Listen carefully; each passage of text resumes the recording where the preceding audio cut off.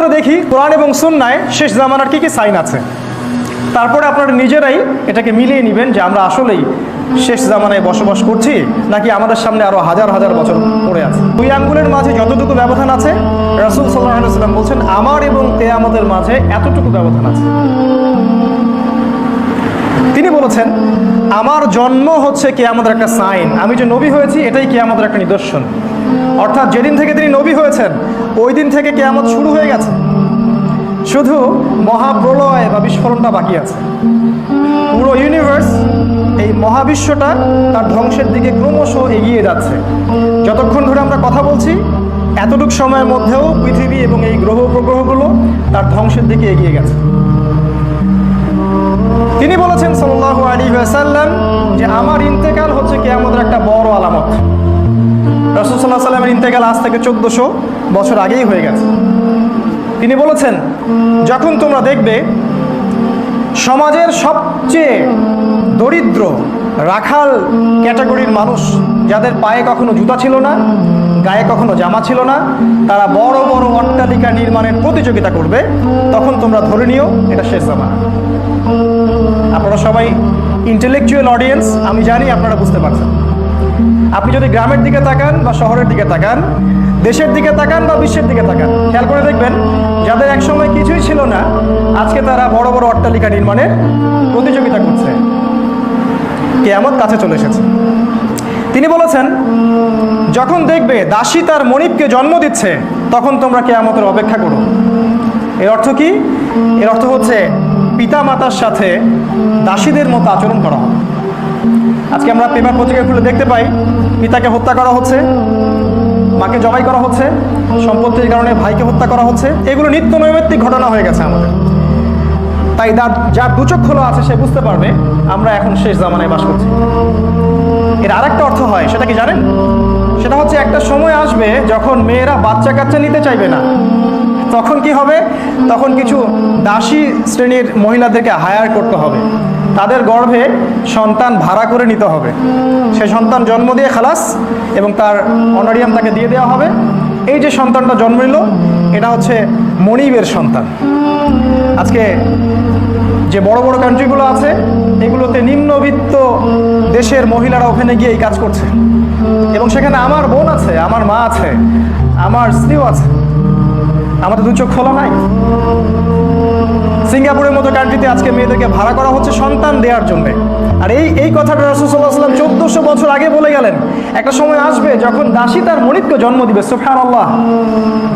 কিভাবে বললেন তিনি বলেছেন যখন দেখবে মুসলিমদের জন্য দুনিয়া উন্মুক্ত করা হচ্ছে, তাদের সম্পদ বাড়তে থাকবে, যাকাত নেওয়ার মানুষ খুঁজে পাওয়া যাবে না, তখন কিয়ামতের জন্য অপেক্ষা করবে। যখন তোমরা দেখবে সমাজে মেয়েদের সংখ্যা বাড়ছে এবং ছেলেদের সংখ্যা কমছে, তখন কিয়ামতের অপেক্ষা করবে। আপনি যদি এখন দুচোখ খুলে দেখেন আপনি দেখবেন সমাজে পুরুষদের সংখ্যা দিন দিন কমছে, নারীদের সংখ্যা দিন দিন বাড়ছে। এর কারণ অনেক আছে, আজকে অত ডিটেলস বলার সময় নেই। একটা কারণ আমি বলছি, একটা কারণ হচ্ছে স্মার্টফোন, ইন্টারনেট, এই টেকনোলজিগুলো আপনার ক্রোমোজোম ধ্বংস করে দিচ্ছে। খেয়াল করে দেখবেন ল্যাপটপটা কোথায় থাকে, কোথায় নিয়ে আপনি বসেন, এইগুলো রেডিয়েশন আপনার ক্রোমোজোম ডিএনএগুলো নষ্ট করে দিচ্ছে। এই জন্য যত দিন যাবে তত বেশি মেয়ে সন্তান জন্ম নেবে, পুত্র সন্তান জন্ম দেওয়ার ক্ষমতাটা ছেলেদের নষ্ট হয়ে যাবে। এভাবে মেয়েদের সংখ্যা বাড়তে থাকবে, পুরুষের সংখ্যা কমতে থাকবে। আরও অনেক কারণ আছে, এটা একটা কারণ। রাসূল সাল্লাল্লাহু আলাইহি ওয়াসাল্লাম বলেছেন যখন দেখবে মেয়েরা ছেলেদের পোশাক পরছে আর ছেলেরা মেয়েদের পোশাক পরছে তখন বুঝে নেবে এটা শেষ জামানা। আজকে যদি আপনি মেয়েদের দিকে তাকান, বাহ্যিক গেট আপ দেখবেন, তারা কোট পরছে, তারা টাই পরে ব্যাংকে বসে আছে, তারা প্যান্ট পরছে। আর আমরা এটাকে বলছি প্রোগ্রেস, প্রগতি, এগিয়ে যাওয়া। অপ্রতিরোধ্য গতিতে নারীরা এগিয়ে যাচ্ছে, তাই না? আজকে আমরা এগুলো বলছি। রাসূলুল্লাহ সাল্লাল্লাহু আলাইহি ওয়াসাল্লাম বলেছেন যেসব মহিলা পুরুষের পোশাক পরে আর যেসব পুরুষ মহিলার পোশাক পরে এদের উপরে আল্লাহ এবং তার রাসূলের লানত, অভিশাপ বর্ষিত। তিনি বলেছেন শেষ জামানায় মেয়েরা পুরুষের পোশাক পরবে আর পুরুষেরা নারীর পোশাক পরবে। পোশাকের আরেকটা অর্থ আছে, সেটা কি জানেন? সেটা হচ্ছে শুধু বাহ্যিক পোশাক নয়, পোশাক মানে হচ্ছে সোশ্যাল ফাংশনাল রোল, মানে সমাজের যে জায়গায় পুরুষদের থাকার কথা ছিল সেখানে মহিলারা চলে আসবে, আর যে জায়গায় মহিলাদের থাকার কথা ছিল সেখানে পুরুষরা চলে যাবে।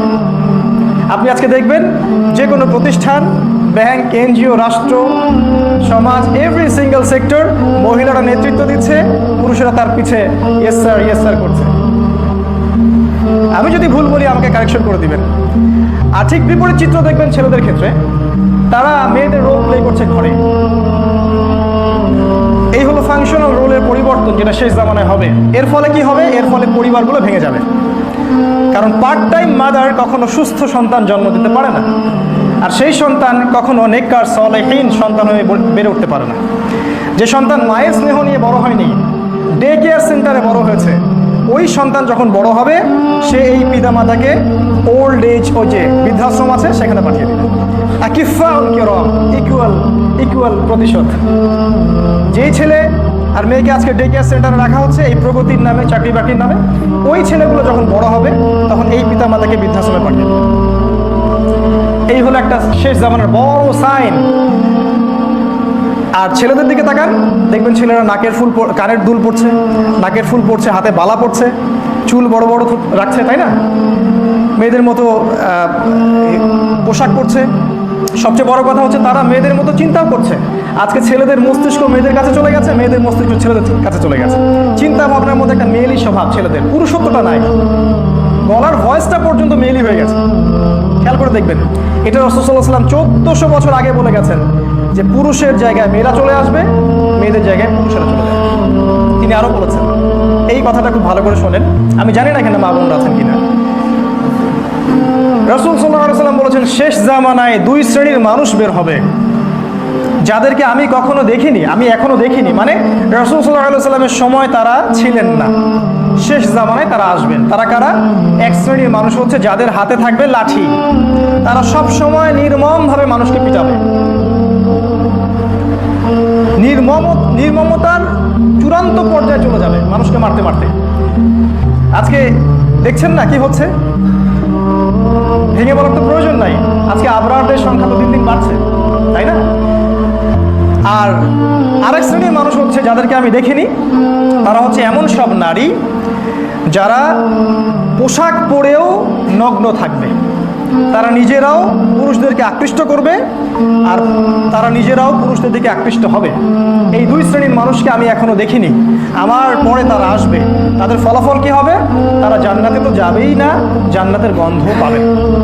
আমরা মা বোনদেরকে অনুরোধ করব, নিজের পোশাকের ব্যাপারে সচেতন হবে।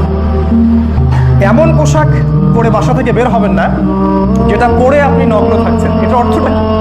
অর্থটা হচ্ছে এমন পোশাক পরা যে পোশাকটা এত আঁটো যে শরীরের অঙ্গ বোঝা যায়, এত পাতলা শরীর দেখা যায়, বা পূর্ণ হিজাব ঢাকা নাই। মেয়েদের যতটুকু খোলার তার বাইরে সব কিছুই লজ্জাস্থান। মেয়েদের হাঁটুও লজ্জাস্থান, মেয়েদের কোমরও লজ্জাস্থান। শুধু লজ্জাস্থান বলতে সেই অঙ্গটা নয়, এটা রাসূল সাল্লাল্লাহু আলাইহি ওয়াসাল্লাম আগেই বলেছেন যে এমন শ্রেণীর মহিলা বের হবে শেষ জামানায় যারা পোশাক পরেও নগ্ন থাকবে। তারা জান্নাতে যাবে না, জান্নাতের গন্ধ পাবে না। জেনারেল পোশাক, আজকে সংস্কৃতির নামে যে পোশাক আপনাদেরকে পরানো হচ্ছে সেগুলোর কথা বাদই দিলাম। বোরখার মধ্যেও এমন অশ্লীলতা চলে আসছে যেগুলো পড়ার চেয়ে না পড়াই ভালো বলে আমার মনে হয়। আপনি নিজের ভালো চিন্তা করবেন, আমি আমার মতামত দিলাম মাত্র। পোশাক এমন হবে যেটা ঢিলে ঢালা, আঁটোসাঁটো হবে না। এমন পাতলা হবে না যেটা বাইরে থেকে ভিতরের অঙ্গ দেখা যায়। এমন পোশাক হবে না যেটা মুশরিকদের সাথে সাদৃশ্যপূর্ণ। এমন পোশাক হবে না যেটা অত্যন্ত চাকচিক্যময়, যেটা দেখলে আকর্ষণ সৃষ্টি হয়। কারণ মেয়েরা আল্লাহর সবচেয়ে সুন্দর ক্রিয়েশন, ওদেরকে দেখলে ছেলেদের আকর্ষণ সৃষ্টি হবে। অতএব নিজের সম্মান রক্ষার চেষ্টা নিজেরা করবেন। আল্লাহ পাক আমাদের মা বোনদেরকে হেদায়েত দান করুন, আল্লাহুম্মা আমিন। তাদেরকে হাজরা আলাইহিস সালামের মতো আল্লাহর পথে কবুল করে নিন। রাসূলুল্লাহ সাল্লাল্লাহু আলাইহি ওয়াসাল্লাম বলেছেন, আখিরুজ জামান বা শেষ জামানের অন্যতম সাইন হচ্ছে, নিদর্শন হচ্ছে, সমাজের সর্বস্তরে সুদের সয়লাভ চলবে। সুদ কি? আমার মনে হয় না এটা আপনাদেরকে বোঝানোর প্রয়োজন আছে। আমাকে 10 টাকা দিলেন, বিনিময়ে 20 টাকা চাচ্ছেন, এটাই সুদ। আপনি বললেন এই বাড়িটা আমি আপনার হয়ে কিনে দিব, আপনাকে টাকা দিতে হবে না, টাকা আমি দিয়ে দিচ্ছি, কিন্তু আপনি 20 বছর টাকা পরিশোধ করার সময় পাবেন, কিন্তু আপনাকে 20 লাখের জায়গায় 30 লাখ টাকা দিতে হবে। এটাই সুদ। রাসূল সাল্লাল্লাহু আলাইহি ওয়াসাল্লাম বলেছেন, শেষ জামানে একটা ব্যক্তি খুঁজে পাওয়া যাবে না যে প্রত্যক্ষ বা পরোক্ষভাবে সুদের থেকে মুক্ত নয়। আমি নিজেই। আপনি ভাবছেন আমি মুক্ত? আমি যদি ইকোনমিক্সের উপর একটা লেকচার দেই 1 ঘন্টা, আপনি বুঝবেন যে আমরা সবাই সুদের মধ্যে আছি, এভরি সিঙ্গেল পারসন। তিনি বলেছেন যে যে ব্যক্তি সুদ খায় সে যেন তার মায়ের সাথে জেনা করে। তিনি বলেছেন সুদের 73টা পাপ আছে, তার মধ্যে সবচেয়ে নিচের পাপটা হচ্ছে মায়ের সাথে জেনা করা। এই কথাটা কি আপনার ভিতরে নাড়া দিল? একটা মানুষ নিজের মায়ের সাথে কি জেনা করতে পারে? রাসূল সাল্লাল্লাহু আলাইহি ওয়াসাল্লাম একজন নবী হয়ে এইভাবে ল্যাঙ্গুয়েজ ইউজ করলেন। তিনি এই কথাটা ব্যবহারও করতে চাইতেন না। জানেন, একদিন একটা সাহাবী ব্যভিচার করে তার কাছে এসেছিলেন। তিনি বলছিলেন, ইয়া রাসূলুল্লাহ, আমাকে পবিত্র করে দিন। রাসূল সাল্লাল্লাহু আলাইহি ওয়াসাল্লাম বারবার মুখ ফিরিয়ে নিচ্ছেন। এক পর্যায়ে তিনি বলেন, আচ্ছা আমাকে বলো, তুমি কি পাগল? সাহাবী বলেন, না আমি পাগল নেই ইয়া রাসূলুল্লাহ, আমি একটা অন্যায় করেছি, আমাকে পরিশুদ্ধ করুন। তিনি বললেন, তুমি কি এমন কোনো কাজ করেছো? সুরমা দানি থেকে সুরমা বের করার সময় আমরা যেভাবে নলটাকে ঢুকিয়ে আবার বের করি এবং চোখে লাগাই, তুমি কি এমন কোনো কাজ করেছো? খেয়াল করে দেখেন তিনি কত ল্যাঙ্গুয়েজ সচেতন। তিনি জিনা শব্দটা বলতেও চাচ্ছেন না, তাই না? সেই রাসূল সাল্লাল্লাহু আলাইহি ওয়াসাল্লাম সুদের ব্যাপারে বলছেন এটা যেন মায়ের সাথে জেনা করা। ব্যাপারটাকে আপনি কিভাবে নিচ্ছেন? তিনি বলেছেন এটা সবচেয়ে নিম্ন স্তরের পাপ। আর সবচেয়ে উঁচু স্তরের পাপ কি? সূরা বাকারা খুলে দেখেন, শেষের দিকে আছে। আল্লাহ রাব্বুল আলামিন বলছেন, ইয়া আইয়ুহাল্লাযীনা আমানু, হে মুমিনগণ, ইত্তাকুল্লাহ, আল্লাহকে ভয় করো, ওয়া যারু মা বাকিয়া মিনার রিবা, সুদের অবশিষ্ট অংশগুলো ছেড়ে দাও, ইন কুনতুম মুমিনিন, যদি তোমরা সত্যিকার অর্থে মুমিন হয়ে থাকো। ওয়া ইন লাম তাফআলু, যদি তোমরা এটা না করো, ফাআযানু বিহারবিন মিনাল্লাহি ওয়া রাসূলিহি, তাহলে আল্লাহ এবং তার রাসূলের সাথে যুদ্ধের ঘোষণা শুনে নাও। এখন যদি আপনি সুদ খেয়ে আল্লাহ এবং তার রাসূলের সাথে যুদ্ধ করতে কমফোর্টেবল ফিল করেন, আমার কিছু বলার নাই। আপনি যদি মনে করেন I am comfortable with it, কোনো সমস্যা নাই, কেউ আপনাকে ফোর্স করছে না। আর যদি আপনি মনে করেন না, আমি কোশ্চিন কালেও মায়ের সাথে জেনা করব না, আমি আল্লাহ এবং তার রাসূলের সাথে যুদ্ধ করব না, তাহলে আপনি আজকে থেকে সমস্ত সুদী কারবার ত্যাগ করবেন। এটা সমাজের এক শ্রেণীর মানুষকে ধনী করে, আর এক শ্রেণীর মানুষকে দাসত্বের শৃঙ্খলে আবদ্ধ করে। আজকে সারা বিশ্বে মুসলিমরা যে দাস, এর একটা কারণ রিবা। আরও একটা কারণ আছে, সেটা ব্যাখ্যা করার সময় নেই আজকে। সেটা হচ্ছে পেপার মানি, কাগজের টাকা। কোরআনের মধ্যে টাকার কথা আছে। ইসলামিক কারেন্সি হচ্ছে গোল্ড কয়েন, সোনার মুদ্রা যেটাকে বলা হয় দিনার, এবং সিলভার কয়েন, রূপার মুদ্রা যেটাকে বলা হয় দিরহাম। রাসূলুল্লাহ সাল্লাল্লাহু আলাইহি ওয়াসাল্লাম এই কয়েন ইউজ করে বেচাকেনা করেছেন। আর আজকে আমাদের হাতে ধরিয়ে দেওয়া হয়েছে একটা কাগজের টুকরা, যার কোনো ইন্ট্রিনসিক ভ্যালু নাই। এই কাগজের মধ্যে এর ভ্যালু নাই, এর ভ্যালু অন্য কোথাও আছে। এই কাগজের টুকরার মাধ্যমে এই পুরো মুসলিম কান্ট্রিদেরকে আজকে দাসে পরিণত করা হচ্ছে। যে 1 লাখ টাকা দিয়ে আপনি আগে 1 শতক জমি কিনতে পারতেন, সেই 1 লাখ টাকা দিয়ে আজকে থেকে 5 বছর পরে 1 ছটাকও জমি কিনতে পারবেন না। আজকে ইকোনমিক্স আমার আলোচনার টপিক না, নাহলে বলতাম। সুদ এবং কাগজের টাকা, এই দুটো দিয়ে আমাদেরকে দাসে পরিণত করা হয়েছে। শেষ জামানে একটা বড় সাইন, মেজর সাইন। তিনি আরো বলেছেন, সুদের সাথে সম্পৃক্ত 4 শ্রেণীর ব্যক্তির উপর আল্লাহ এবং তার রাসূলের অভিশাপ। এটা ভালো করে শোনেন।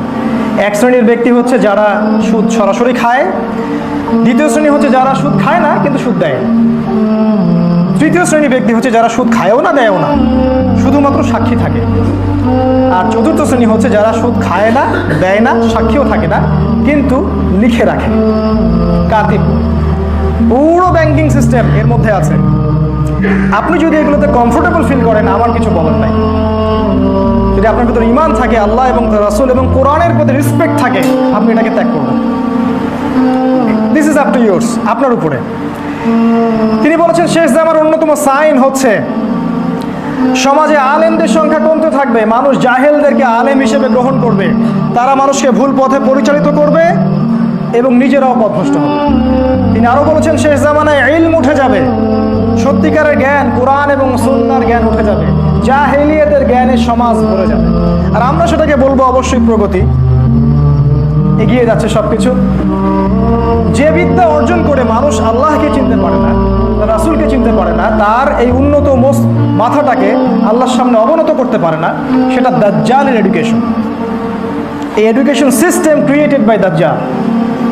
আর জ্ঞান সেটাই যেটা মানুষকে আল্লাহর দিকে নিয়ে আসবে, তার রাসূলের দিকে নিয়ে আসবে, ইসলাম এবং কোরআনের দিকে নিয়ে আসবে। এখন আমরা এই 20-30 বছর পড়াশোনা করে কি অ্যাচিভ করছি এটা আপনি নিজেই চিন্তা করেন।